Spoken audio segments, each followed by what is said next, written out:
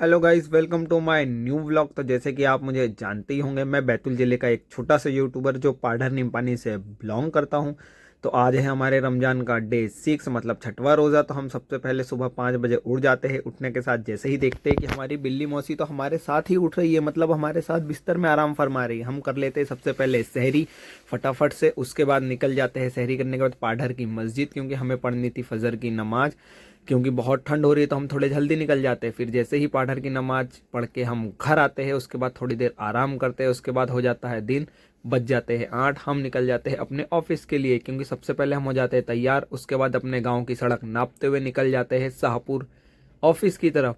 रास्ते का लेते हैं आनंद लेते हुए हम निकल जाते हैं अपने ऑफिस की तरफ। फिर जैसे ही हम अपने ऑफिस पहुंचते हैं, वहां देखते हैं कि यहाँ तो कोई नहीं आया, क्योंकि हम बहुत जल्दी आ गए थे। फिर क्या था, हमारे पास थोड़ा सा काम था, तो 1 घंटे का काम अपने ऑफिस का निपटाते हैं बैठे बैठे, क्योंकि हमें अकेले है ऑफिस में, तो हमें जो अपने हिसाब से काम कर लेते हैं। उसके बाद हम जैसे ही निकलते हैं तो देखते हैं बरेटा घाट में एक कार का एक्सीडेंट हुआ है। भाई कितना ही खतरनाक कार का एक्सीडेंट हुआ है, जिसे हमें देख के खुद डर गए कि इसके अंदर के लोग बचे होंगे कि नहीं बचे होंगे।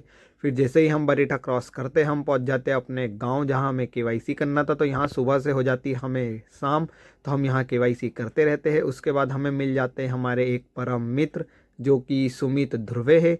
उसके बाद हम उनको लेके निकल जाते हैं पाढ़र की तरफ, क्योंकि उनको हमको छोड़ना था राजेश के पास। राजेश हमारा वही फ्रेंड है जो कि कल के व्लॉग में दिखा था। क्योंकि ये लोग बैतूल जा रहे हैं तो हम इसे छोड़ देते हैं अपने नीम पानी टिंकू मामा के पेट्रोल पंप के पास। फिर यहाँ से इनको कुछ काम है बैतूल, तो ये दोनों बाय करते हुए कैमरे में निकल जाते हैं और हम भी निकल जाते हैं अपने काम की तरफ। उसके बाद हो जाती है हमें असर की नमाज का टाइम, तो हम फट से पहुँच जाते हैं पाढ़र की मस्जिद, क्योंकि हमने जौहर भी नहीं पढ़ी थी। तो हम जौहर और असर की कजा पढ़ के वापस जा ही रहे होते हैं कि हमें रास्ते में मिल जाते हैं 2 स्कूल के बच्चे जो कि एग्ज़ाम दे के वापस आ रहे हैं। तो ये हमें पूछ लेते, तो हम इन्हें अपनी आईडी दे देते। उसके बाद हम पहुंच जाते हैं हमारे गांव की दुकान में, जहां की आयुष नागवंशी और हरीश नागवंशी आराम फरमा रहे हैं। फिर ये हमारे कैमरे में देख के बोलने लग जाता है कि लाइकिंग सब्सक्राइब कीजिए। अब उसको कौन बताए कि भाई वॉइस ओवर होगा तो वो सब मिट जाएगा।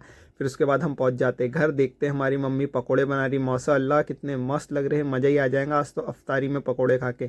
फिर हो जाते हैं हमें मगरिब की नमाज का टाइम और अफ्तारी का टाइम, तो हम निकल जाते हैं अपनी पाड़र की मस्जिद, जहाँ हमें रोज़ा खोलना है और मगरिब की नमाज अदा करनी है।